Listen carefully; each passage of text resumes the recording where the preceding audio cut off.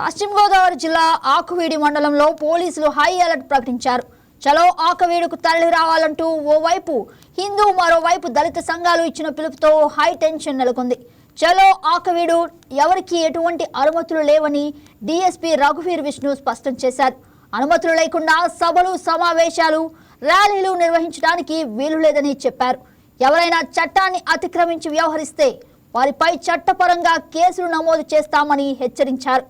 ఉద్రిక్తతలు తలకెత్తకుండా భారీగా పోలీసులు మోహరించారు. ఆకువీడిలో 144 సెక్షన్ పోలీస్ యాక్ట్ 30ని అమలు చేస్తున్నామన్నారు డీఎస్పీ.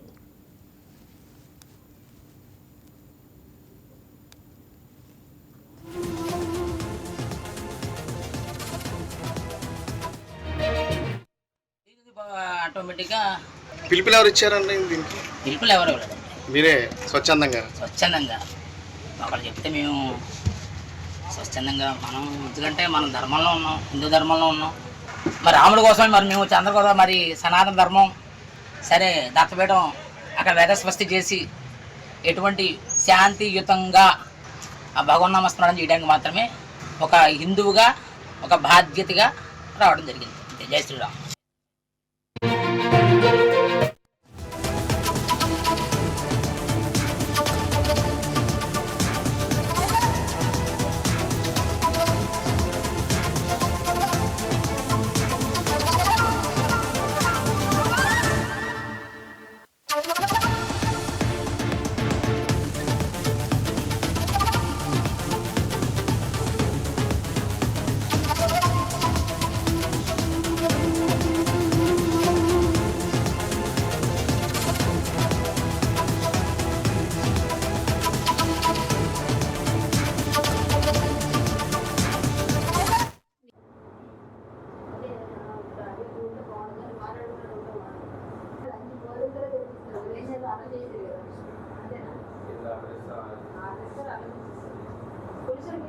రాధామోహన్ గారు రారు మాకు తెలుసు, ఎందుకంటే ఆయన ఎక్కడున్నారో మాకు ముందే తెలుసు. కానీ ఒకటండి, నేను మేము అక్కడికి వెళ్ళట్లేదండి. మేము 20 కిలోమీటర్ల దూరంలో మమ్మల్ని ఎందుకు ఆపుతారు? నేను ఆల్రెడీ సార్తో డిఎస్పీ గారితో మాట్లాడాను. లేదండి, నా ఫోన్ ఆఫ్ లో ఉండింది, ఛార్జింగ్ అయిపోయింది. ఇంట్లో నేను మాట్లాడతాను. అక్కడ మేము వెళ్ళలేదు, మేము ఉండి వెళ్ళాల్సిన పని ఉంది, ఇంకా చాలా పనులు ఉన్నాయి. మమ్మల్ని ఇక్కడ 20 కిలోమీటర్ల ముందు మీరు రావడం ఇది టూ మచ్ కదా. అసలు నేను ఎక్కడున్నా వెతుక్కొని వచ్చి ఇంతమంది మీరు రావడం కాదండి. ఇదే పని దండేసేటప్పుడు ఆ రోజు గొడవ అయినప్పుడు ఆకుంటే ఈ గొడవ లేదు కదా. ఆ రోజు ఆపలేదు పోలీసులు. ఈ రోజు మేము వచ్చినందుకు మమ్మల్ని ఆపేస్తే ఎట్లా అండి? 144 ఉంది కాబట్టి మేము కూడా తెలుసండి, మేము వెళ్ళాం అంతవరకు. ఆల్రెడీ ఇదే మాట నేను ఎస్ఐ గారితో మాట్లాడాను, డిఎస్పీ గారితో మాట్లాడాను. వెళ్ళామండి, వెళ్ళినా నేను వైజాగ్ వెళ్తున్నాం. బేసికల్ గా మా ఇంట్లో పెళ్లి ఉంది 8వ తారీఖున. మేము వైజాగ్ వెళ్తాను. నేను దారి కాబట్టి నేను వస్తానని చెప్పాను. వస్తానని కాల్ ఇచ్చాం, వచ్చాం. మేము వెళ్ళిపోవాల్సింది వైజాగ్ వెళ్ళిపోతాను. నేను ఇక్కడ ఆగను. నెక్స్ట్ ఇంకోటి ఏంటంటే ఉండి ఇక్కడ ఏదో ఉందంటే అక్కడ ఒక చెన్నకేశ్వర స్వామి గుడి ఉంది, ఎనముందు కూడా ఏదో ఉంది, అక్కడ శివుడి కూడా చూడాలి. నేను ఆకివీడి మీద వెళ్ళి ఆకివీడి పోలీసులు తాపేస్తారు కదండి. 144 సెక్షన్ ఉంటే ఇక్కడ 20 కిలోమీటర్ల ముందు ఆపడం చాలా బాగుందండి. ఇది 20 కిలోమీటర్ల ముందు మేము ఒక్క నిమిషం మేడం, రిక్వెస్ట్ అని చెప్తున్నారు కదా. మేము ఇంత ముందుకు కామన్ గా మేము ఛాయ్ కోసం కింద తీయను, మీరు సివిల్ లో వచ్చారు. డిపార్ట్మెంట్ సార్ మీరు చెప్పినారు సార్, మీరు డిపార్ట్మెంట్ చెప్పకుండా మీరు సీజింగ్ ఆర్డర్ ఉందా సార్?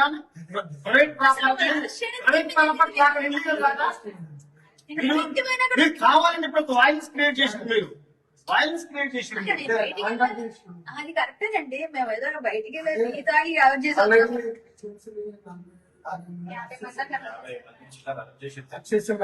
మేము రాత్రి పాలు 10 రోజుల నుంచి అక్కడే ఉన్నాం. ఇబ్బంది పెట్టాలి. మేము ఇష్యూ చెయ్యమండి, ఇష్యూ చేయకుండా మా పని ఇష్యూ చేయడం పని కాదండి. లేదు, మా తమ్ముడు ఫోన్ చేస్తే కూడా మీరు ఎవరు చెయ్యకండి అని నేను చెప్పిన. నేను ఆల్రెడీ వేరే పిల్లలు చేస్తే కూడా చెయ్యకండి అనే చెప్పాను సార్. నేను ఆల్రెడీ చెప్పాను, సార్ కూడా అదే చెప్పారు, డిఎస్పీ గారిని చెప్పారు. రాత్ర నాకు ఫోన్ చేశారు, మాట్లాడారు. అలాగే గారు కూడా మాట్లాడతారు. సడన్ గా అటాక్ చేస్తే ఎవరు అనుకోవాలి ఒక్కసారి? ఒకసారి మాట్లాడు.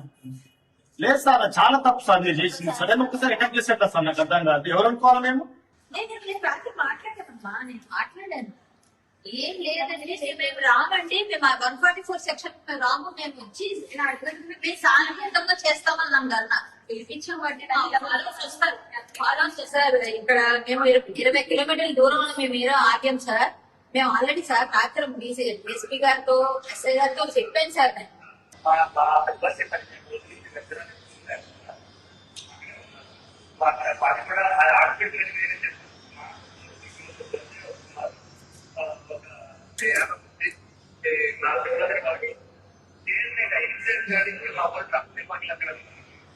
అది కాకుండా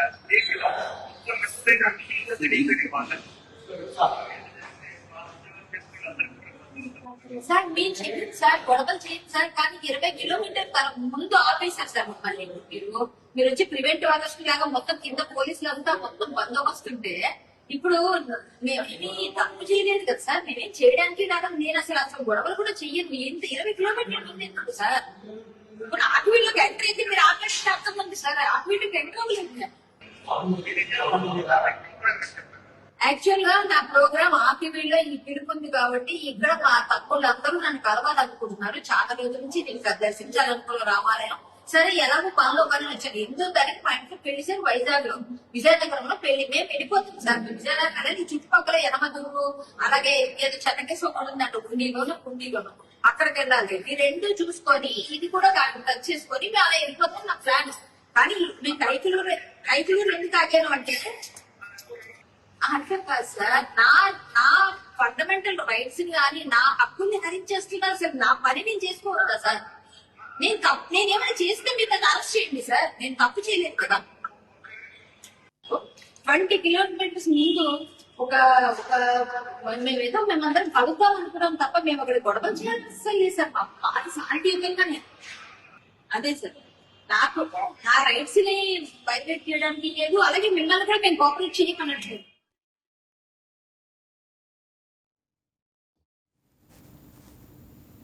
ఆకవీడు పెద్దపేట రామాలయం వద్దకు వెళ్లే మార్గాలను ఆకవీడు సరిహద్దు ప్రాంతాల వద్ద పోలీసులు పహారా కాస్తున్నారు. ఆకవీడుకు వెళ్లే వాహనాలను క్షుణ్ణంగా పరిశీలిస్తున్నారు. ఆకవీడు పెద్దపేటలో మార్చి 28న అసెంబ్లీ డిప్యూటీ స్పీకర్ రఘురామకృష్ణరాజు చేపట్టిన పర్యటన ఉద్రిక్తలకు దారితీసింది.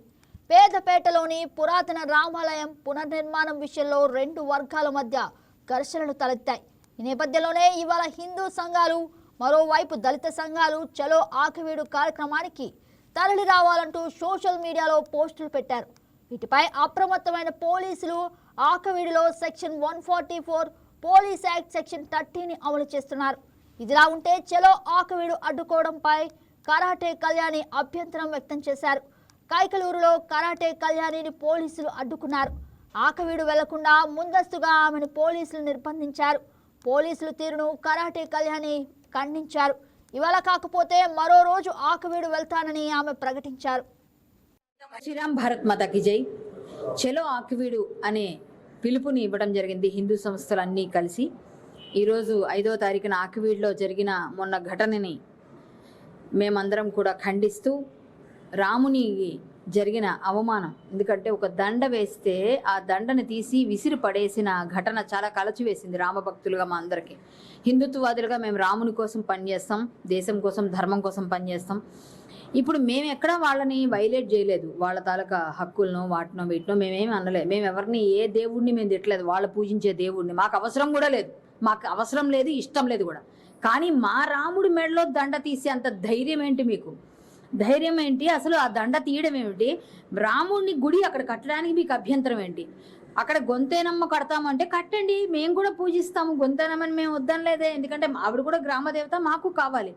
అలాంటప్పుడు ఆవిడ కూడా గ్రామదేవత, హిందువుల దేవత. మరి మీరు క్రైస్తవులుగా ఎలా పూజిస్తారు ఆవిడ్ని పూజించేప్పుడు రాముడిని ఎందుకు పూజించకూడదు? ఇవన్నీ ఉన్నాయండి. పోలీసు వారు నేను పెట్టిన వీడియో వైరల్ అయిందని నన్ను ఆగిపోమని చెప్పారు. ఆకివీడి నుంచి ఫోన్ చేశారు నన్ను. కానీ ఆల్రెడీ మధ్యలో ఉన్నామండి, మేము ఆగడం అయితే జరగదు, మేము వస్తాము, మాట ఇస్తే రామ భక్తులు ఆగేదే లేదు అని చెప్పాం. దండ వేయాల్సిందే, నమస్కారం పెట్టాల్సిందే, రామనామం జపించాల్సిందే అని చెప్తే, లేదమ్మా మీరు రావద్దు అన్నారు. సార్ మేము వస్తున్నాం సార్, తప్పదు మీ మధ్యలో ఉన్నాం, మా వాళ్ళందరూ చాలా మందిని కలుసుకోవాలి, చాలా గుళ్ళకి వెళ్ళాలి అని చెప్తే సరే అయితే అనేసారు. కానీ మేము 20 కిలోమీటర్ల దూరంలో ఆకివీడులో ఆగిపోయాము. ఆకివీడి దగ్గరలో కైకలూరులో ఆగిపోయాం. కైకలూరు అంటే 20 కిలోమీటర్లు ఆకివీడి మేము వెళ్ళలేదు. కానీ తెల్లవారి 6 గంటల నుంచి మేము ఇలా వచ్చిన వెంటనే 10 మంది పోలీసులు ఇక్కడ మా కోసం కాపలా వచ్చేసారు.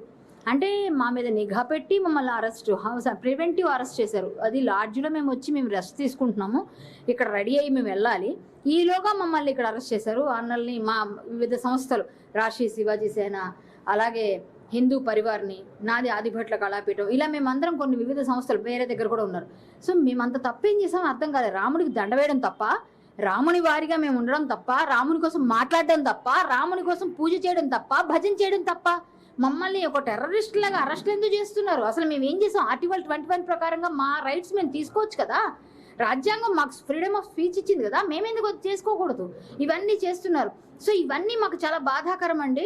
కానీ మేము ఆగమండి. ఖచ్చితంగా ఈ రోజు కాకపోయినా ఒక రోజు త్రిపురార్ గారు ఏదైతే అనుకున్నారో గుడి కడతారు, ఆ గుడి కట్టేటప్పుడు మేము కూడా వస్తాం, మేము అందులో పాల్గొంటాం, ప్రతి దానిలో మేము ఉంటాం, మేము రామనామస్మరణ చేస్తాం. అక్కడ హరికథ కూడా నేను చెప్తాను, రాముడిని పూజిస్తాను, రాముడికి దండ వేస్తాను. మేమందరం మళ్ళీ వస్తాం, ఖచ్చితంగా మేము పూజ చేస్తాం. మీకు అంత ఇష్టం లేకపోతే, అక్కడ ఎవరో అంటున్నారు ఇందాక, మేమందరం క్రైస్తవులు, మాకు రామనామం చేయడం, రాముడు గుడి కట్టడం ఎవరు పూజ చేస్తారు అని. మరి గొంతెనమ్మ కూడా హిందూ దేవతే కదా, మరి ఆవిడికి ఎవరు పూజ చేస్తారు? అలాగే రాముడికి కూడా పూజ చేసే వాళ్ళు ఉంటారో, చేయిస్తాం. మీకు రాముడి తాలూకా నామాలు వినిపించకూడదు, మైక్లో సౌండ్లు రాకూడదు, పాటలు పూజలు రాకూడదు అనుకుంటే, రామునికి పూజలు చేయకూడదంటే మీరు తెల్లవారులేసి ఆదివారం చేసే ఆ ఘోష అంతా మేము వింటున్నాం కదా, మరి ఆ రచ్చంతా మీరు చేస్తున్నారు కదా, అవి మేమేమైనా అన్నామా? మీరంటే మేము దానికి డబుల్ రెట్టింపుగా అంటాం. ఇంకొకసారి మా జోలికి వస్తే మేమేంటో చూపిస్తాం. కబడ్దార్, మా జోలికి రానంతసేపు ఎవరిని మేము మతాల మధ్య చిచ్చులు పెట్టట్లేదు, మేము కులాల మధ్య చిచ్చులు పెట్టట్లేదు. మీరు చేశారు, ఎందుకు కొట్టారు మొన్న? మరి ఎందుకు మీరు అలా ఫైట్ చేశారు? ఎందుకు అలా రాముడు దండ తీశారు? ఇది మాకు ప్రాబ్లం. ఇది చేసింది మీరు, అందుకే మీకు అందరి మీద కేసులు అయ్యాయి. మేమందరం చేయలే, కానీ మేము ఇక్కడ పోలీసులు మాటకు గౌరవిస్తూ మేము ఆగిపోయాం. ఇప్పుడు మేము వెళ్ళొచ్చు, వాళ్ళు అడుగుతాం, పంపిస్తే వెళ్తాం, లేకపోతే ఇంకొక రోజు వస్తాం పక్కగా. కానీ రామనామస్మరణ చేస్తాం, అక్కడ దండ వేస్తాం, రాముడి గుడి కడతాం, రాముడి గుడి వస్తుంది, పక్కన గొంతెనం కూడా వస్తే మీ ఇష్టం. కానీ రాముడి గుడి వస్తుంది, మీరు ఎంత చేస్తే అంతకు ఎక్కువ మేము కూడా చేయగలం. సో మా జోలికి రాకండి, హిందువుల జోలికి రాకండి, మళ్ళీ చెప్తున్నాం. జై శ్రీరామ్, భారత్ మాతాకి జై. మిత్రులందరికీ జై శ్రీరామ్. మిత్రులారా, ఈరోజు భారతదేశం అంతా, హిందూ సమాజం అంతా కూడా ఆంధ్రప్రదేశ్ రాష్ట్రంలోని ఉండి నియోజకవర్గంలో ఆకివీడు గ్రామంలో ఏదైతే రామాలయం విషయంలో జరిగినటువంటి ఘటన చాలా మందిని కూడా ఆశ్చర్యం గురి చేసింది. అదే క్రమం లోపల కూడా హిందూ సమాజాన్ని జాగృతం చేస్తుంది, కనువిప్పు కలిగే విధంగా చేస్తుంది. ఎందుకంటే ఆ యొక్క గ్రామం లోపల క్రైస్తవ జనాభా పెరిగిన క్రమం లోపల ఇక్కడ మా క్రైస్తవులు మాత్రం ఉన్నది గ్రామంలో, కాబట్టి ఎలాంటి పూజలు చేయొద్దు, రామాలయం కూడా కట్టొద్దని చెప్పేసి ఆ గ్రామం లోపల క్రైస్తవులతో ఏకమై, అది కూడా ఆంధ్రప్రదేశ్ గవర్నమెంట్ అధికారులు ఉన్నటువంటి డిప్యూటీ స్పీకర్ రఘురామ కృష్ణరాజు గారు వస్తే ప్రత్యేకించి డైరెక్ట్ ఆయన మీదనే అందరి సమక్షం లోపల పోలీసుల క్రమం లోపల కూడా దాడి చేశారంటే క్రైస్తవ మతం ఒక గ్రామం లోపల పెరిగితే ఎంతటి మత ఉన్మాదం పెరుగుతుందో దీన్ని బట్టి అర్థం చేసుకోవచ్చు. అంత ఘోరంగా దాడులు చేశారంటే రేపు భవిష్యత్తు లోపల ప్రతి గ్రామం లోపల కూడా క్రైస్తవ మతం పెరిగితే అక్కడ హిందువుని బ్రతకనిస్తారా, పూజలు చేయనిస్తారా, ఆలయాలు కట్టనిస్తారా? ఒక్కసారి అర్థం చేసుకోవాలి. హిందూ సమాజం కూడా జాగ్రత్తం కావాలి. అదేవిధంగా ఈరోజు ఏదైతే ఈ యొక్క గ్రామం లోపల మా యొక్క మతం పెరిగింది, మా క్రైస్తవులు కాబట్టి ఇక్కడ పూజ చేద్దాం అంటా ఉన్నారో, మీరు పొద్దున్న లేసి సువార్త పేరుతోటి హిందువులు ఇళ్ళ వెంట తిరుగుతా ఉన్నారు కదా, బిడ్డ గుర్తుపెట్టుకోండి. మీరు ఈ రోజు గ్రామంలో ఆపొచ్చు, కానీ మీరు పొద్దున్న లేస్తే మా ఇండ్ల పూట వస్తా ఉన్నారు కదా, ఎలా వస్తారో హిందూ సమాజం కూడా చూస్తుంది, అది గుర్తుపెట్టుకోవాలి. ఈ రోజు చలో ఆకివీడు లో భాగంగా అయితే ఆ గ్రామం లోపల రాముడి మెడలో, ఇది రాముడు నడియాడు నేల, ఇది హిందూ దేశము, హిందువులు మెజార్టీ ఉన్న దేశము, ఇలాంటి దేశం లోపల రాముడి మెడలో పూలమాల తీసి విసేసినటువంటి ఆ యొక్క మహిళ ఎవరైతే పెంటమ్మని ఉందో, అంటే వీళ్ళ యొక్క విద్వేషం ఏ స్థాయిలో ఉందో హిందూ ధర్మం మీద ఆలోచన చేయొచ్చు. అంటే ఎక్కడైతే రాముడికి అవమానం జరిగిందో, ఇది రాముడి కాదు, కోట్లాది మంది హిందువుల యొక్క ఆత్మ గౌరవం సంబంధించిన విషయము. కాబట్టి ఎక్కడైతే రాముడికి అవమానం జరిగిందో అదే ఆకివీడి గ్రామం లోపల రాముడి మెడలో మళ్ళీ పూలమాల వేసి మా యొక్క హిందువుల ఆత్మగౌరవాన్ని చాటాలి. అదేవిధంగా రాముడికి అంగరంగ వైభవంగా అక్కడ ఆలయం కట్టి మళ్ళీ అక్కడ ఉత్సవాలు నిర్వహించాలి అని చెప్పేసి హిందూ సమాజం ఈరోజు మరి అందరూ కూడా ఒక సంకల్పం తీసుకొని ముందుకు వస్తా ఉంది. భవిష్యత్తులో ఖచ్చితంగా ఆలయం కడతాం అక్కడ ఆకువీడులో. హిందూ సమాజం యొక్క శక్తిని చాటుతాం. గుర్తుపెట్టుకోవాలి, ఈరోజు హిందూ సమాజం అంతా కూడా అక్కడ ఏదైతే ఆ యొక్క ఆకువీడి గ్రామం లోపల మేము క్రైస్తవం అని చెప్తా ఉన్నారో, ఖచ్చితంగా మీరందరూ కూడా ప్రభుత్వ అధికారులు గుర్తించే వారికి బీసీసీ సర్టిఫికేట్ ఇవ్వాల్సిన అవసరం ఉంది. ఎందుకంటే రాజ్యాంగం చెప్తా ఉంది 1950 ఏదైతే క్లాస్ 3 ఉందో అందులో భాగంగా దళితులు క్రైస్తవాలుగా అంటే పాటించే సర్టిఫికేట్ తో సంబంధం లేదు, క్రైస్తవాన్ని ప్రాక్టీస్ చేస్తే ఖచ్చితంగా బీసీసీ కిందకి వస్తుందని చెప్పేసి మన సుప్రీం కోర్టు తీర్పు రుజువు చేసింది. కాబట్టి ఆ యొక్క గ్రామం లోపల అందరు క్రైస్తవులు కాబట్టి బీసీసీ సర్టిఫికేట్ ఇవ్వాలి. ఈ రోజు ఏదో హిందూ సమాజాన్ని ఆపుతా ఉన్నారో బిడ్డ గుర్తుపెట్టుకోండి, దీనితో అయిపోలేదు. భవిష్యత్తు లోపల మీరు ఏ విధంగా ప్రచారం చేస్తారో హిందూ సమాజం కూడా చూస్తుంది. ఆకువీడులో ఘటనలు రాష్ట్రీయ శివసేన కూడా పూర్తిగా ఖండిస్తూ భవిష్యత్తు లోపల అధికారులు ప్రభుత్వం కూడా ఈ దాడులు అయితే చేస్తే వారి మీద కఠినమైన చర్యలు తీసుకొని కోరుతూ జై శ్రీరామ్, భారత్ మాతకి జై.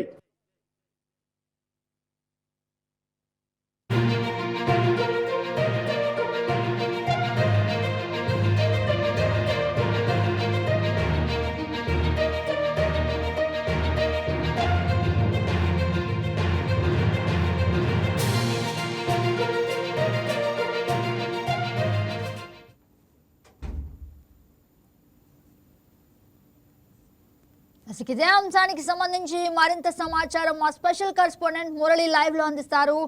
మురళి, చెప్పండి. Good afternoon. ఈ రోజు చెలో ఆకివీడికి పిలుపునిచ్చిన నేపథ్యంలో ఆకివీడిలో ఉద్రిక్త పరిస్థితులు చోటు చేసుకోకుండా ఆకివీడు మొత్తం కూడా పోలీస్ పహారాలో ఉందని చెప్పొచ్చు.